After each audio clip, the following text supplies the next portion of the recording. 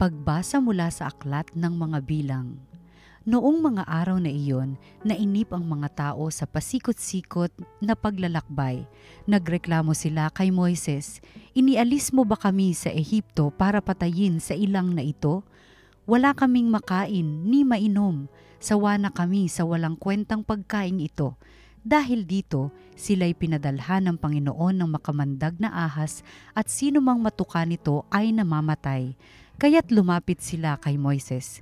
Sinabi nila, "Nagkasala kami sa Panginoon at sa iyo. Idalangin mo sa kanyang paalisin ang mga ahas na ito."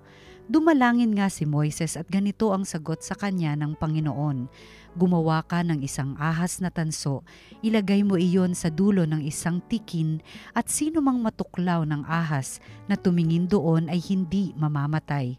Gayon nga ang ginawa ni Moises. Simula noon, lahat ng natuklaw ng ahas ngunit tumingin sa ahas na tanso ay hindi namamatay. Ang salita ng Diyos. Salamat sa Diyos. Hindi nila malilimot ang dakilang gawa ng Diyos. Kaya ngayon ay makinig sa turo ko, mga anak, iyong dinggit o linigin salita kong binibigkas. Itong aking sasabihin ay bagay na talinhaga, nangyari pa noong una kaya ito'y mahiwaga. Hindi nila malilimot ang dakilang gawa ng Diyos. Datapwat noong sila'y lilipulin na ng Diyos, nagsisi ang karamihat sa Kanya'y nagbalik loob. Noon nila nagunitang ang sanggalang nila'y ang Diyos, ang kataas-taasang Diyos ay kanilang manunubos. Hindi nila malilimot ang dakilang gawa ng Diyos. Kaya't siya ay pinuri ng papuring hindi tapat, pagkat yaoy pakunwarit balat kayong matatawag. Sa kanilang mga puso naghahari kataksilan, hindi sila nagtatapat sa ginawa niyang tipan. Hindi nila malilimot ang dakilang gawa ng Diyos. Gayunpaman palibhasay Diyos siyang mahabagin, ang masamang gawa nila'y pinatawad niyang tambing.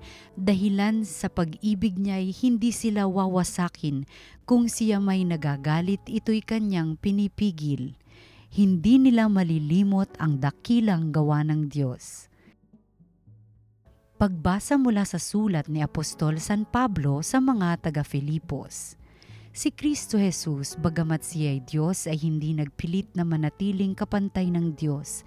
Bagkus, hinubad niya ang lahat ng katangian ng pagka-Diyos, nagkatawang tao at namuhay na isang alipin. Nang maging tao, siya ay nagpakababa at naging masunurin hanggang kamatayan. Oo, hanggang kamatayan sa krus. Kaya naman, siya'y itinampok ng Diyos at binigyan ng pangalang higit sa lahat ng pangalan. Ano pat ang lahat ng nilalang na nasa langit, nasa lupa, nasa ilalim ng lupa ay maninikluhod at sasamba sa Kanya at ipapahayag ng lahat na si Hesukristo ang Panginoon sa ikararangal ng Diyos Ama. Ang salita ng Diyos. Salamat sa Diyos. Ang mabuting balita ng Panginoon ayon kay San Juan. Noong panahong iyon, sinabi ni Jesus kay Nicodemo, walang umakyat sa langit, kundi ang bumaba mula sa langit, ang anak ng tao. At kung paanong itinaas ni Moises ang ahas doon sa ilang, gayon din naman, kailangang itaas ang anak ng tao upang ang sino mang sumasampalataya sa kanya ay magkaroon ng buhay na walang hanggan. Gayon na lamang ang pag-ibig ng Diyos sa sanlibutan, kaya ibinigay niya ang kanyang bugtong na anak upang ang sumampalataya sa kanya ay hindi mapahamak, kundi magkaroon ng buhay na walang hanggan, sapagkat sinugo ng Diyos ang kanyang anak, hindi upang hatulang maparusahan ang sanlibutan, kundi upang iligtas ito sa pamamagitan niya. Ang mabuting balita ng Panginoon. Pinupuri ka namin, Panginoong Hesukristo. Magandang araw po mga kapatid kay Kristo. Ito po si Father J.D. Zaldivar ng Archdiocese of Manila. Pagnilayan po natin ngayon ng salita ng Diyos, salita ng buhay. Mga kapatid, maligayang Kapaskuhan po sa ating lahat. Nasa loob pa rin po tayo ng napakagandang panahong ito ng Pasko ng pagsilang ng ating Panginoon. At ngayong araw na ito, dito sa atin sa Pilipinas, January 9, ay pinagdiriwang natin ang kapistahan ng mahal na poong Jesus Nazareno. Happy Fiesta po sa ating lahat.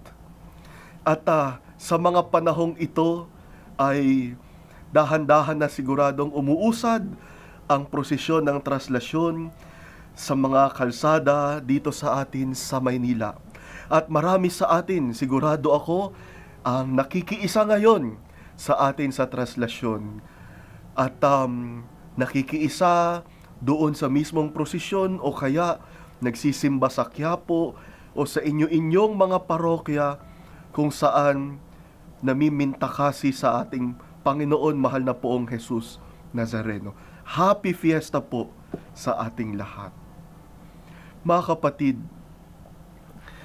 pagtitignan niyo po ang rebulto ng mahal na poong Jesus Nazareno, may dalawang kilos, may dalawang ginagawa si Jesus sa kanyang rebulto na iyon ng mahal na poong Jesus Nazareno. Sabi ni Cardinal Advincula, may dalawang kilos. At ano iyon? Una, nakaluhod ang mahal na poong Jesus Nazareno.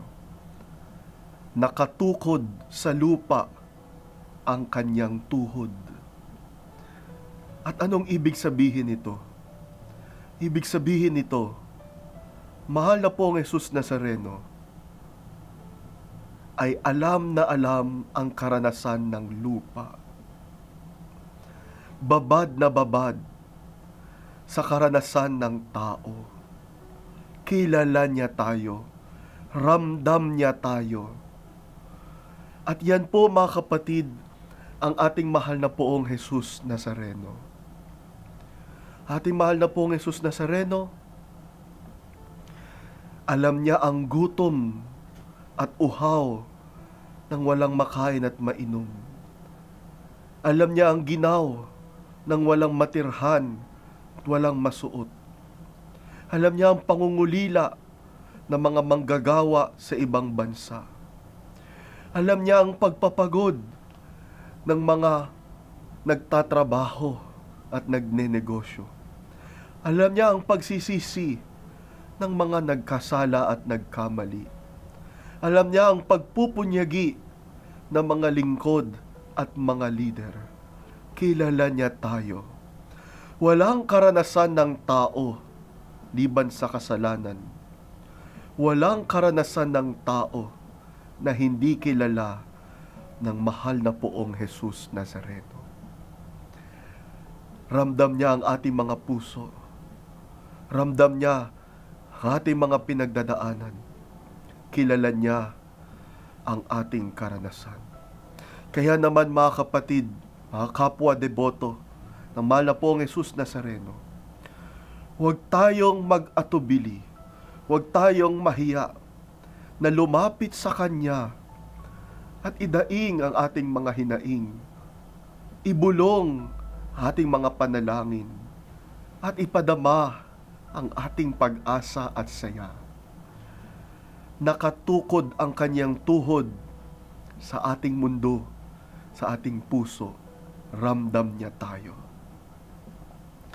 At ang pangalawang kilos, sabi ni Cardinal Joe, ng ating mahal na Senyor, mahal na poong Jesus Nazareno, yung isa niyang tuhod ay tumatayo naman. So yung isa, lumuluhod. Pero yung pangalawa, bumabangon. Bumabangon. Tignan ninyo yung rebulto ng mahal na poong Jesus Nazareno. Oo, nadapa siya. Oo, natumba siya. Pero yung itsura ng rebulto, hindi ba? Ang balikat matuwid na at ang mata nakatingala. Ibig sabihin, may lakas ng loob at pag-asa. bumabangon at tumatayo na. At ito po ay turo sa akin ng mga deboto. Sabi nila, ang Poong Jesus Nazareno ay hindi larawan ng Biyernes Santo, kundi larawan ng linggo ng pagkabuhay, na bumabangon ng Panginoon mula sa kanyang pagkamatay, nagtatagumpay sa krus at kamatayan na kanyang naranasan. Binabangon ng kanyang Ama, ng Espiritu Santo, sa pag-asa ng pagkabuhay. Mga kapatid, yan po ang mahal na Poong Jesus Nazareno. Bumabangon at tayo ay binabangon din.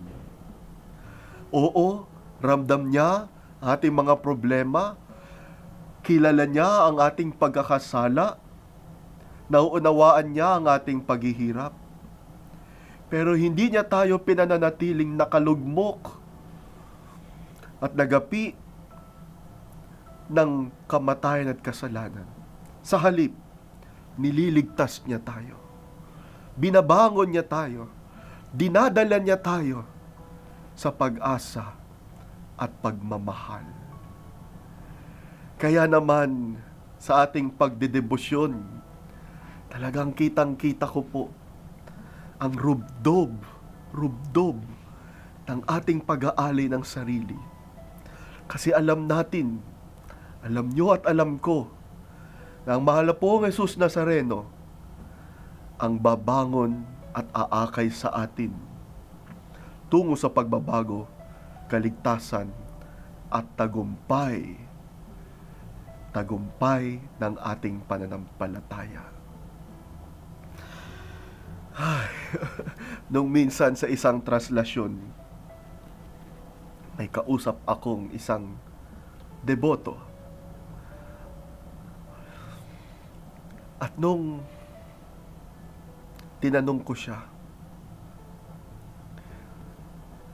sa nakikita mo na nangyayari ngayon sa translasyon, hindi ba sobra naman yung ganyang ginagawang pagpapakita ng rubdob at debosyon ng mga kapwa natin deboto? Hindi ko makalimutan yung sagot ng deboto na ito. Sabi niya, Father, siguro imbis na tanungin kung anong sobra sa ginagawa nila, baka mas magandang tanungin ano pang kulang. Ano pang kulang sa ginagawa natin ngayon para sa Senyor.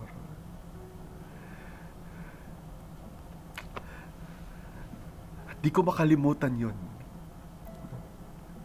Tama. Itong rubdob na pinapakita natin sa pagdedebosyon, sa totoo lang, kulang pa para magpasalamat sa grasya at biyaya na binigay sa atin ng Senyor. May magagawa pa tayong pagmamahal ngayong araw ng piyesta ng translasyon at sa buong taon.